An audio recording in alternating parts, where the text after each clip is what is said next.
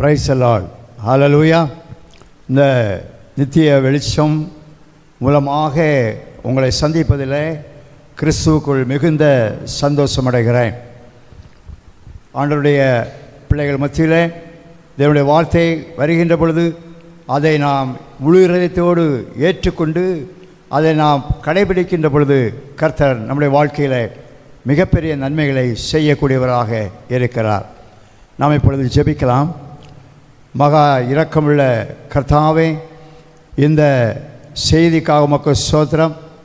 இந்த செய்தியிலே பங்கு கொள்கிற எல்லாரையும் நீர் ஆசீர்வதிக்க வேண்டுமா ஜெபிக்கிறேன். அடியேன் இந்த கொடுக்கிற செய்தியானது செய்தியை கேட்கிறவர்களுக்கு மாத்திரமல்ல, எனக்கும் எங்களுக்கும் பிரயோஜனமாக இருக்கும்படியாக கர்த்தர் இந்த செய்தியை ஆசீர்வதித்து தர வேண்டுமா ஜெபிக்கிறேன். எங்களுடைய எல்லா குற்றங்கள் குறைகள் யாவற்றையும் ஒரு விசை மன்னித்து உம்முடைய புது கிருபையினாலே எங்களை அரவணைத்து கொள்ளுங்கப்பா. எல்லாவற்றையும் அருமரட்சகர் இயேசு கிறிஸ்து நாமத்தினாலே தாழ்மையோடு ஜெபிக்கிறேன் எங்கள் நல்ல பிதாவே, ஆமென். இந்த நாளிலும் நாம் செய்திக்கு ஆரம்பமாக சில வசனங்களை நாம் வாசிக்கலாம்.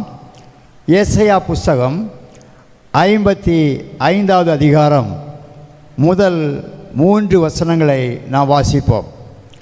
ஓ தாகமாக இருக்கிறவர்களே, நீங்கள் எல்லாரும் தண்ணீர்கள் அண்டைக்கு வாருங்கள். பணம் இல்லாதவர்களே, நீங்கள் வந்து வாங்கி சாப்பிடுங்கள். நீங்கள் வந்து பணமுமின்றி விலையுமின்றி திராட்சை ரசமும் பாலும் கொள்ளுங்கள்.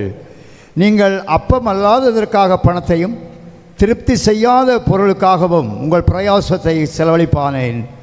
நீங்கள் எனக்கு கவனமாக செவி கொடுத்து நலமானதை சாப்பிடுங்கள். அப்பொழுது உங்கள் ஆத்துமா கொழுப்பான பதார்த்தத்தினால் மகிழ்ச்சியாக இருக்கும். ஆண்டவருடைய வசனம் இப்படியாக சொல்லுகிறது, என்னிடத்தில் வாருங்கள், என்னிடத்தில் கற்றுக்கொள்ளுங்கள், என்னிடத்தில் நம்பிக்கையாயிருங்கள் என்று சொல்லி அவருடைய சமூகத்தில் நம்மை அவர் அழைக்கிறதை நாம் பார்க்கின்றோம். இங்கே தாகமாக இருக்கிறவர்களே, நீங்கள் எல்லாரும் தண்ணீர்கள் அண்டைக்கு வாருங்கள். இன்றைக்கு உலகத்திலே அநேக மனிதர்கள் பலவிதமான தாகத்தை கொண்டிருக்கிறார்கள். ஆண்டவருடைய சமூகத்தில் தாகத்தோடு வருகிற ஜனங்கள் மிகவும் குறைவாகத்தான் காணப்படுகிறார்கள். ஏனென்றால் தேவனுடைய ராஜ்யமும் இடுக்கமான ஒரு வாசலாக இருக்கிறது. அதில் உட்பிரவேசிக்கிறவர்கள் மிகவும் குறைவு என்று வேதம் சொல்லுகிறது. உலகத்தில் அநேக காரியங்களில் திருப்தியாக்கும், அவை நம்மை திருப்திப்படுத்தும் என்று சொல்லி, சமாதானப்படுத்தும், சந்தோஷப்படுத்தும் என்று சொல்லி அநேகர் உலக வாழ்க்கைக்குள்ளே சென்று பலவிதமான போராட்டத்தில் சிக்கிக்கொள்கிறதை நாம் பார்க்கின்றோம். ஒவ்வொரு நாளும் ஜனங்கள் இந்த உலகம் நம்மை திருப்தியாக்கும் என்று சொல்லி பலவிதமான களியாட்டுகள், பலவிதமான கேளிக்கைகள், பலவிதமான பாவ காரியங்கள் இவற்றில் விழுந்து தன்னுடைய ஆத்துமாவை அவர்கள் கெடுத்து போடுகிறதை நாம் பார்க்கின்றோம். அவர்கள் பணத்தை செலவழிக்கிறார்கள், அதற்காக நேரத்தை செலவழிக்கிறார்கள். ஆனால் அது அவர்களுக்கு திருப்தி செய்யாத ஒரு நிலைமைக்குள்ளே தள்ளப்படுகிறது. ஒரு மன கிளேசத்தில் சென்று அது முடிவு பெறுகிறதாக இருக்கிறது. ஆகவே தான் ஆண்டவர் இங்கே சொல்லுகின்றார், தாகமாய் இருக்கிறவர்களே, நீங்கள் எல்லாரும் என்னிடத்தில் வாருங்கள், ஆண்டவரிடத்தில் கற்றுக்கொள்ளுங்கள். அவருடைய நுகம் லெகுவாகவும் மெதுவாகவும் இருக்கிறது என்று நாம் பார்க்கின்றோம். நம்முடைய வாழ்க்கையில் நாம் சமாதானமாக வாழ வேண்டும் என்று சொன்னால் ஆண்டவராகிய இயேசு கிறிஸ்துவினிடத்திலே நாம் வர வேண்டும். அவரிடத்திலே நாம் கற்றுக்கொள்ள வேண்டும். அவருடைய வார்த்தை நம்மை பலப்படுத்தக்கூடியதாக இருக்கும். அங்கே பார்க்கின்றோம், பணமுமின்றி விலையுமின்றி திராட்சை ரசமும் பாலும் கொள்ளுங்கள். நாம் அங்கே பணம் செலவழிக்க வேண்டாம், நேரம் செலவழிக்க வேண்டாம். அவருடைய சமூகத்தில் நாம் அமர்ந்திருந்து அவருடைய வசனத்தை நாம் கேட்கின்ற பொழுது, அது நம்முடைய வாழ்க்கையிலே கிரியை செய்ய நாம் அனுமதிக்கின்ற பொழுது நம்முடைய வாழ்க்கை ஒரு இன்பமாக மாறிப்போகும். அது நமக்கு நிரந்தரமான ஒரு சமாதானத்தை கொடுக்கக்கூடியதாக இருக்கிறது. பணமுமின்றி விலையுமின்றி ஆண்டவர் நம்மை அழைக்கிறார். அவருடைய சமூகத்தில் நாம் வருகின்ற பொழுது நித்திய பேரின்பத்தை நாம் காண முடியும். இன்றைக்கு வாலிபர்கள் அநேக காரியங்களில் தவறான முறையில் தவறான ஆலோசனையில் சென்று தன்னைத்தானே அழித்துக் கொள்கிறதை நாம் பார்க்கின்றோம். களியாட்டுகள், போதைப் பொருட்கள், இன்னும் பலவிதமான சூதாட்டங்கள், இவைகளிலே குறிப்பாக வாலிபர்கள், வாலிப பிள்ளைகள் எல்லோருமே அநேகர் அதிலே தன்னுடைய நேரத்தை வீணடிக்கிறதை நாம் பார்க்கின்றோம். இந்த காலகட்டத்தில் மீடியாக்கள், செல்போன்கள், டெலிவிஷன்கள், இன்னும் அநேக காரியங்கள் பிள்ளைகளுடைய மனதிலே பதிக்கப்பட்டு அதற்கு அவர்கள் அடிமையாக இருக்கிறதுனாலே படிக்கிற பிள்ளைகள் சரியாக படிப்பதில்லை, வேலை செய்கிறவர்கள் சரியான கவனத்தை செலுத்த முடியவில்லை. தன்னுடைய நேரத்தை இந்த உலகத்தினுடைய அதிபதிக்கு அவர்கள் கொடுக்கிறதுனாலே தன்னுடைய வாழ்க்கையில் ஒரு தடைக்கல்லாக மற்றவர்களுக்கு பிரயோஜனமற்ற ஒரு ஜனங்களாக மாறி போகிறதை பார்க்கின்றோம். நீங்கள் அப்பமல்லாததற்காக பணத்தையும், உங்களுக்கு சந்தோஷம் கொடுக்காத காரியத்திற்காக உங்கள் பணத்தையும், திருப்தி செய்யாத பொருளுக்காக உங்கள் பிரயாசத்தையும் செலவழிப்பானேன். நீங்கள் எனக்கு கவனமாக செவி கொடுத்து நலமானதை சாப்பிடுங்கள். ஆண்டவர் சொல்லுகிறார், நானே ஜீவ அப்பம். அவருடைய வசனத்தை நாம் தியானிக்கின்ற பொழுது, அவருடைய வசனத்தை நாம் அதிகமாக படிக்கின்ற பொழுது, நாம் அவரோடு உறவாடுகின்ற பொழுது நம்முடைய ஆத்மாவானது ஒரு திருப்தியான ஒரு சூழ்நிலையை அனுபவிக்க முடியும். நான் ஒரு காலகட்டங்களில் இந்த மெய்யான தேவனை அறியாததினாலே பலவிதமான காரியங்களில் உலகம் என்னை திருப்தியாக்கும் என்று சொல்லி நான் போய்கொண்டிருந்தேன். அதிலிருந்து விடுபட முடியாத ஒரு சூழ்நிலையை பார்த்த பொழுது ஆண்டவராகிய இயேசு கிறிஸ்து அவர் என்னோடு இடைபெற்றார். அவருடைய வசனத்தை நான் கேட்கின்ற பொழுது என்னுடைய வாழ்க்கையில் ஒரு திருப்தியை நான் பார்க்க முடிந்தது, ஒரு சமாதானத்தை பார்க்க முடிந்தது. பாவ கரைகள் என்னை விட்டு போனது. அவருடைய வார்த்தை எனக்குள்ளே நிறைவாக வருகின்ற பொழுது குறைவான உலக காரியங்கள், மாம்ச காரியங்கள் என்னை விட்டு அகன்று போனது. இப்பொழுது என்னுடைய வாழ்க்கையில் ஒரு சமாதானமாக, ஒரு சந்தோஷமாக நான் நிறைவாக இருக்கிறதை நான் அனுபவிக்கிறேன். ஏனென்றால் நான் தேவனோடு இருக்கிறேன், தேவன் என்னோடு இருக்கிறார். நீங்கள் நினைக்கலாம், பிரதர், அப்போ உங்களுக்கு பிரச்சனையே இல்லையா, நீங்கள் எப்பொழுதும் சமாதானமாக இருக்க முடியுமா என்ற ஒரு கேள்வி இன்றைக்கு அநேகருக்கு உண்டு.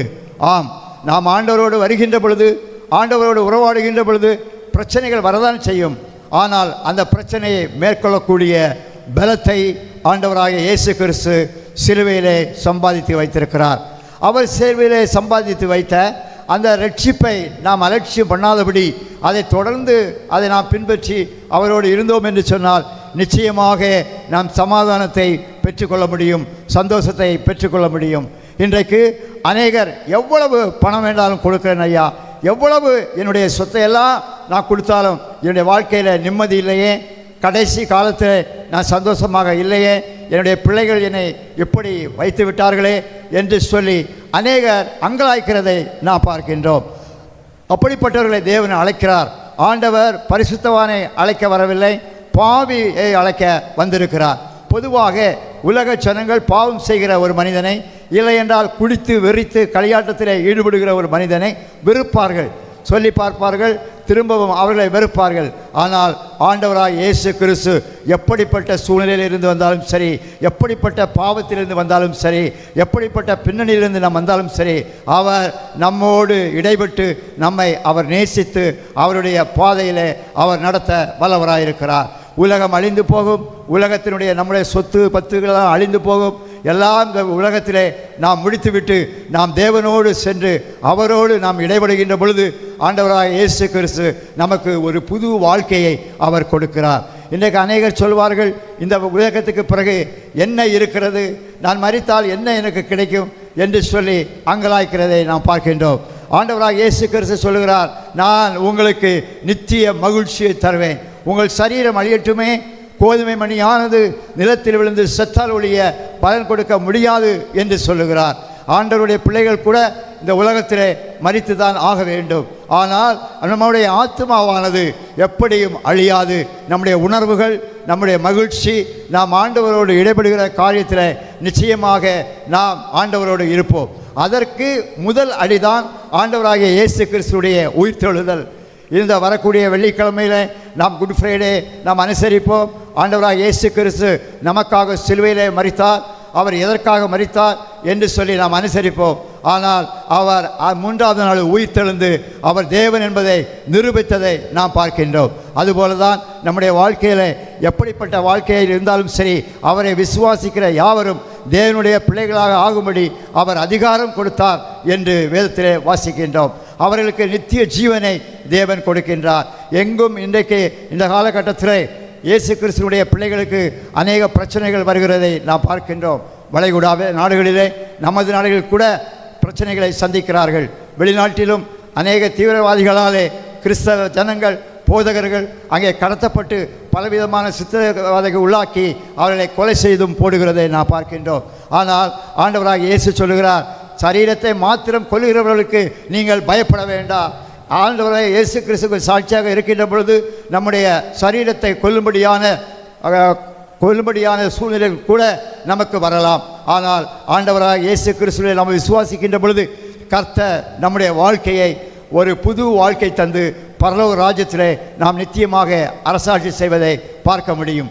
ஒன்று சொல்லுகிறேன், ஆண்டவராகிய சீசர்கள் 12 ஆண்டவருடைய சீசர்கள் 12 பேர் என்று நமக்கு தெரியும், ஆதி சீசர்கள். அதன் பிறகு அநேகர் வந்தார்கள், 70 பேர் வந்தார்கள், இன்னும் அநேக ஜனங்கள் வந்தார்கள், அநேகர் பிரசங்கித்தார்கள். அந்த 12 பேருமே அங்கே குற்றுயிராக கொலை செய்யப்பட்டார்கள் என்று சொல்லி நாம் வேதத்திலே வாசிக்கிறோம். அதை தெரிந்தும் ஆண்டவரை நாம் நேசிக்கிறோம் என்று சொன்னால் ஆண்டவருடைய வார்த்தை இன்பமானது, அவருடைய வார்த்தை இனிமையானது. அவர் நமக்கு நித்தியமாக அழிவில்லாத ஒரு ராஜ்யத்தை இந்த உலகத்திலே வைத்திருக்கிறார். ஆனால் இப்பொழுது உள்ள காலகட்டத்திலே ஜனங்கள் அது தெரியாதபடி பலவிதமான பாவத்திலே புரண்டு கிடக்கிறதை நாம் பார்க்கின்றோம். உண்மைதான், ஆண்டவருடைய வருகை சீக்கிரமாக இருக்கிறது. அவருடைய வருகை சீக்கிரமாக இருப்பதினாலே பிசாசு இன்னும் கொஞ்ச காலம் உண்டு என்று நினைத்து அவன் தேவனுடைய பிள்ளைகளை கூட வஞ்சிக்கிறவனாக அவன் காணப்படுகிறார்.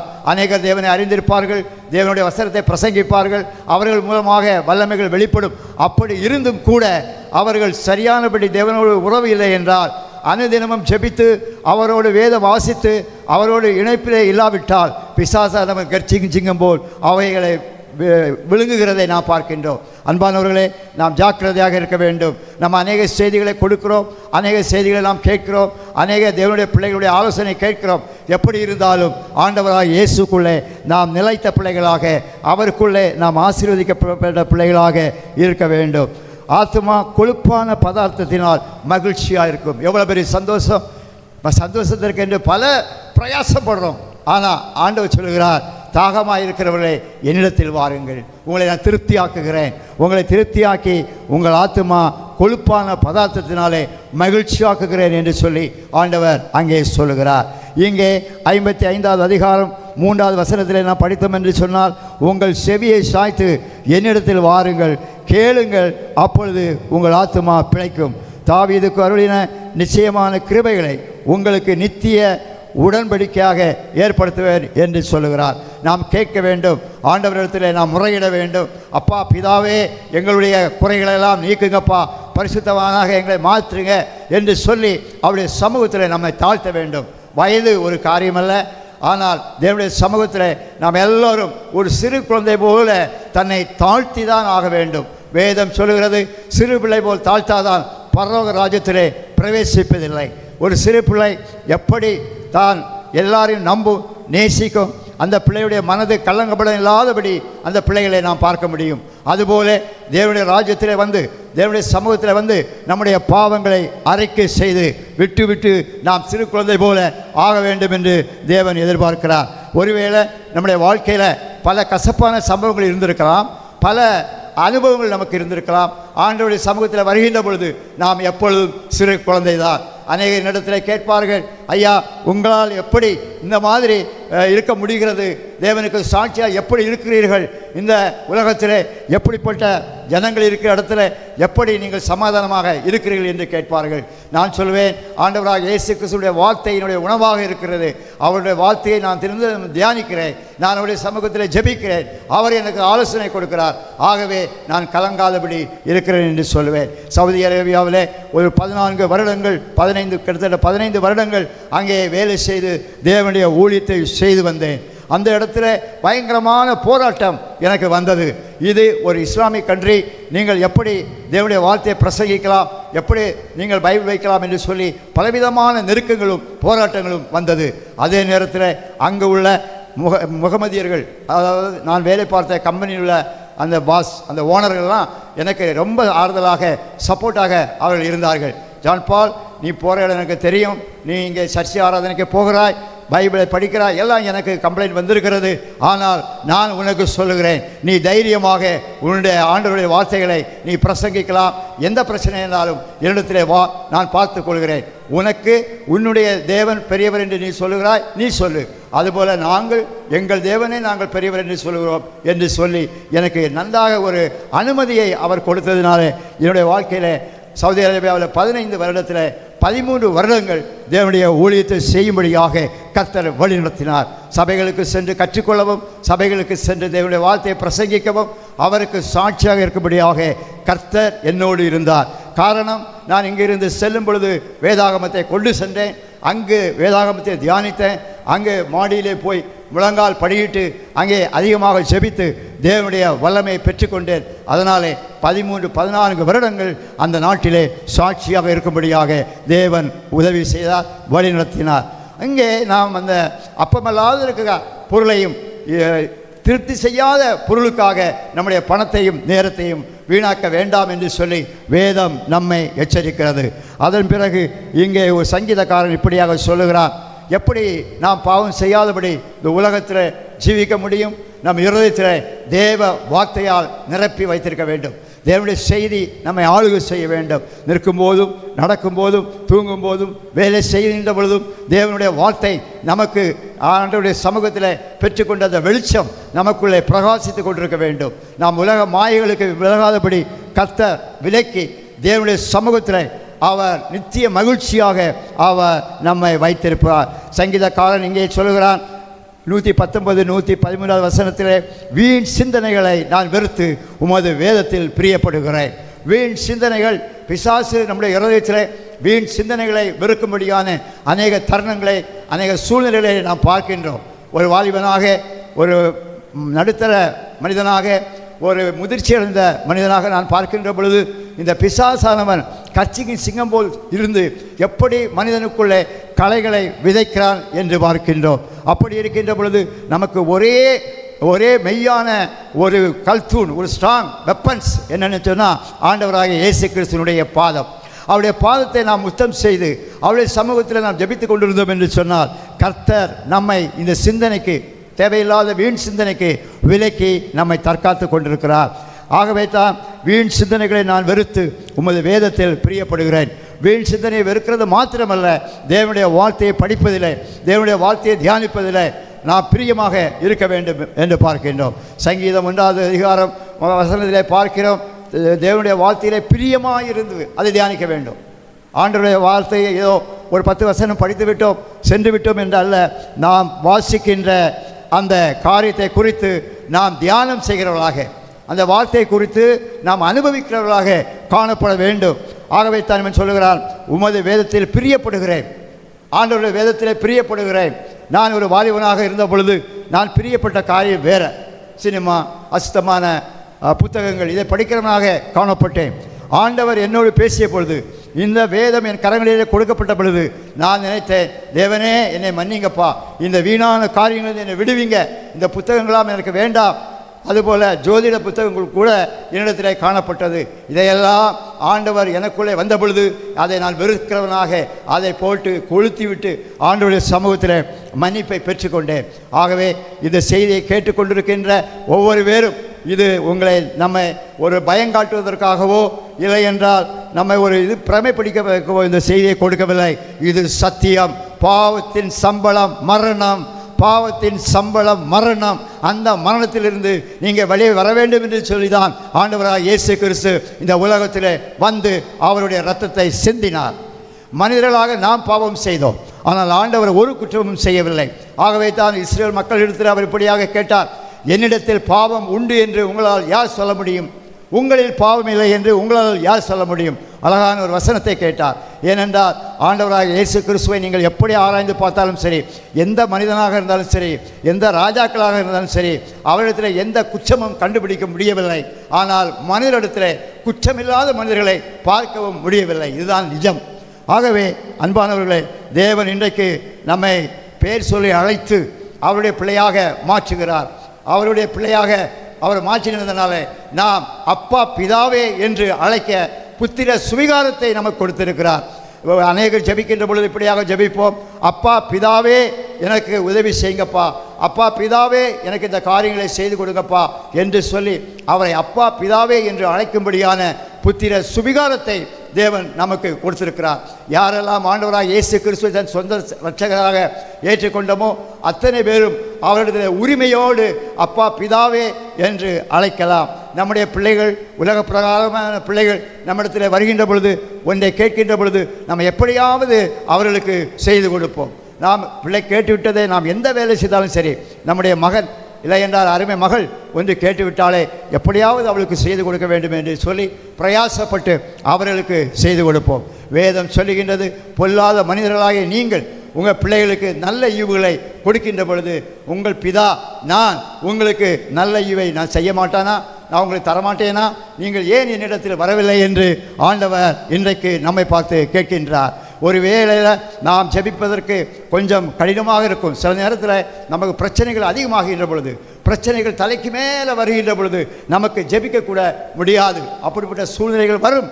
அப்படி வருகின்ற பொழுது ஆண்டவர் சொல்கிறார், மகனே மகளே என்னிடத்திலே வா, உன்னுடைய குறைகளை நீ சீர்தூக்கி பார், நான் உனக்கு போதிப்பேன், நான் உனக்கு போதித்து நீ நடக்க வேண்டிய வழியிலே உன்னை நடத்தி வைப்பேன் என்று சொல்லி ஆண்டவர் சொல்லுகிறார். அவர் போதிக்கிறது மாத்திரமல்ல, நம்ம நடத்த வேண்டிய பாதையிலே அவர் நடத்துவார். அநேக வேளைகளிலே நாம் தீர்மானம் எடுக்க கடினமாக நினைக்கின்ற பொழுது அவருடைய சமூகத்தில் வந்து, ஆண்டவரே இந்த தீர்மானம் எடுக்க முடியவில்லையே என்று சொல்லி அவருடைய சமூகத்தில் வந்து ஜெபிக்கின்ற பொழுது கொஞ்ச நேரம் ஜெபித்து விட்டு அவர் மத்தியில் அமர்ந்திருக்க கற்றுக்கொள்ள வேண்டும். ஜெபித்து விட்டு அப்படியே நாம் எழும்பி மற்ற வேலைகளை செய்யாதபடி ஜெபித்து மரியாதை போல அவருடைய சமூகத்தில் இருக்க கற்றுக்கொள்ள வேண்டும்.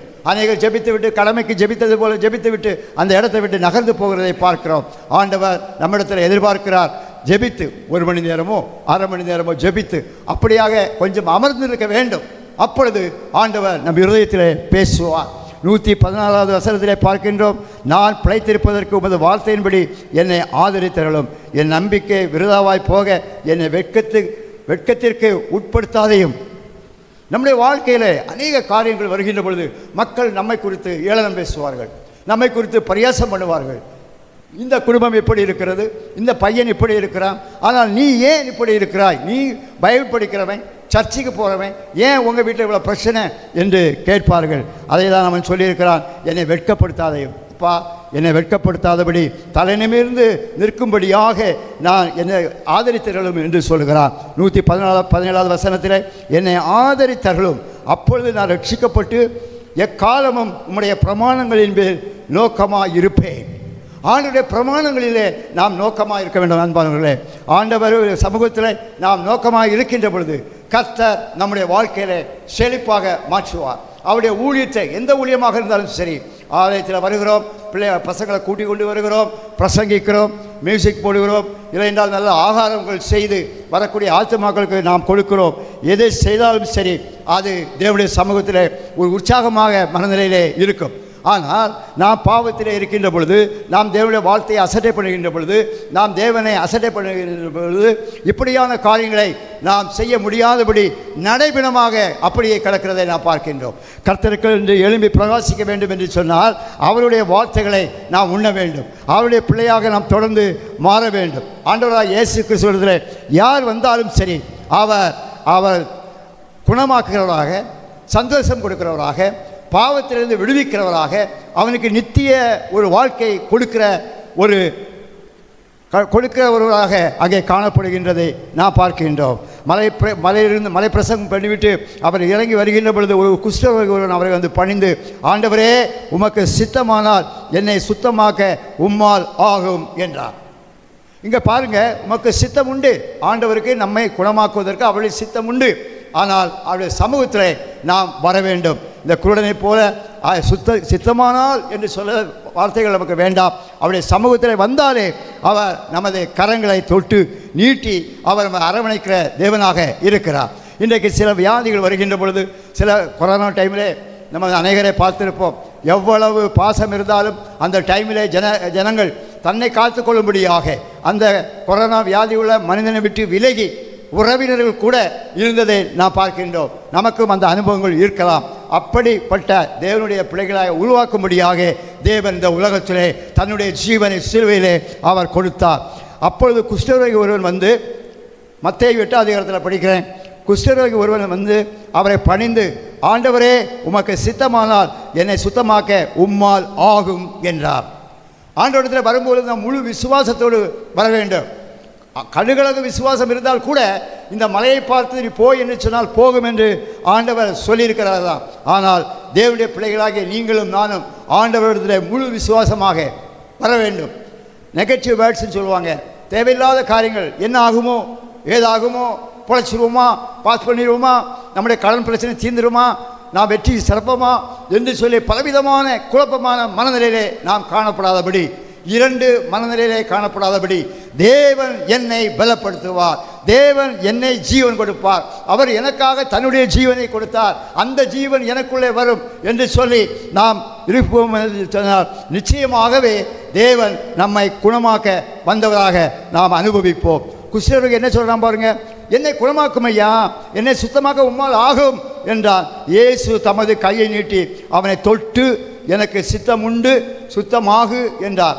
உடனே குஷ்டரோகம் நீங்கி அவன் சுத்தமானான் என்று பார்க்கின்றோம். அன்பானவர்களே, நம்முடைய வாழ்க்கையில் கூட அநேக பிரச்சனைகள் வரலாம், அநேக வியாதிகள் வரலாம், அநேக உலக ஆசைகள் சிற்றின்பத்திலே நாம் மூழ்கி இருக்கலாம்.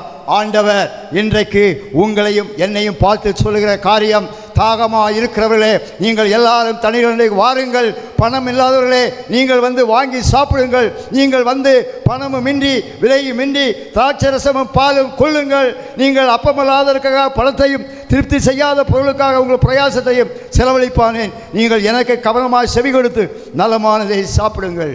நாம் கண்களை மூடி ஜெபிக்கலாம். அப்பா பிதாவே, எப்படி உம்முடைய வார்த்தை எங்கள் இருதயத்துக்கு பிரியமாக இருக்கிறது கர்த்தாவே, எங்களை குணமாக்கும் ஆண்டவரே. குஷ்டரோகியை குணமாக்கின தேவன் எங்களை குணமாக்கும் தகப்பனே. நாங்கள் எங்களுடைய பணம் வீணாகாதபடி அதை கிரமமாக தேவன் கொடுத்த பணம், தேவன் கொடுத்த ஆரோக்கியம், தேவன் கொடுத்த பிள்ளைகள், இந்த எண்ணத்தோடு அதை அனுபவிக்க எங்களுக்கு உதவி செய்யுங்கப்பா. ஆண்டவரே, உலகம் எங்களை கவர்ச்சிக்காதபடி உம்முடைய வார்த்தை விலையும் இல்லை ஆண்டவரே, பணமும் இல்லை, ஆனால் எங்களுக்கு இலவசமாக நீர் கொடுத்த இந்த தேவனுடைய வார்த்தை எங்களை பலப்படுத்தட்டும் கர்த்தாவே. உம்முடைய வார்த்தைக்கு நாங்கள் ஒப்பு கொடுக்கிறோம் கர்த்தாவே. நாங்கள் பாவிகளாக இருக்கிற எங்களுக்காக நீர் சிலுவையிலே அந்தகாரப்பட்டு பலவிதமான அவமானங்கள் பட்டு வியாதிப்பட்டு ஆண்டவரே குற்றுகிறாய். ஆண்டவரே, சிலுவையிலே எங்களுக்காக மரித்தீரே, அதற்காக உமக்கு ஸ்தோத்திரம் கர்த்தாவே. நீர் பாவம் செய்யவில்லை அப்பா, நீர் தவறு செய்யவில்லை. நாங்கள் சிந்தனையிலே நாங்கள் கேடுகட்ட சிந்தனை உடையவர்களாக இருந்ததினாலே வீண் சிந்தனைகளை வெறுக்கிறேன் என்று சொல்லி தேவ மனிதன் சொல்வது போல எங்களுடைய வாழ்க்கையிலும் அப்பா எங்கள் சிந்தனைகளை அப்பா உமக்கு பிரியமாக மாற்றுங்கப்பா. தேவனே, எங்களோடு இடைபடுங்கப்பா. இந்த செய்தி மூலமாக கேட்டுக்கொண்டிருக்கிற ஜனங்கள், கேட்க போகிற ஜனங்கள், இந்த டெலிவிஷன் மூலமாக, இன்டர்நெட் மூலமாக, யூடியூப் வழியாக கேட்கிற ஒவ்வொரு பிள்ளைகளையும் ஆண்டவரே, ஒவ்வொரு சகோதரனையும் சகோதரியையும் அப்பா ஆசீர்வதிக்க வேண்டுமா நாங்கள் செபிக்கிறோம். ஆண்டவரே, இன்று முதல் எங்களுடைய பாவ பலவீன கட்டுகள் எங்களை விட்டு அகன்று போகட்டும் கர்த்தாவே. கத்த பெரிய காரியங்களை செய்யுங்கப்பா, உதவி செய்து ஆசீர்வதிங்க. என்னை முற்றிலுமாக தாழ்த்துகிறேன் அப்பா. இந்த குட் ஃப்ரைடே டைமில் எங்கள் ஒவ்வொருவரையும் பலப்படுத்தி உமக்கு உகந்த சாட்சிகளாக நிலைநிறுத்த வேண்டுமாய் ஜெபிக்கிறோம். எல்லாவற்றையும் அருமை ரட்சகர் உயிர்த்தெழுந்த இயேசு கிறிஸ்து நாமத்தினாலே தாழ்மையோடு ஜெபிக்கிறேன் எங்கள் நல்ல பிதாவே. ஆமேன், ஆமேன். God bless you. தேங்க்யூ.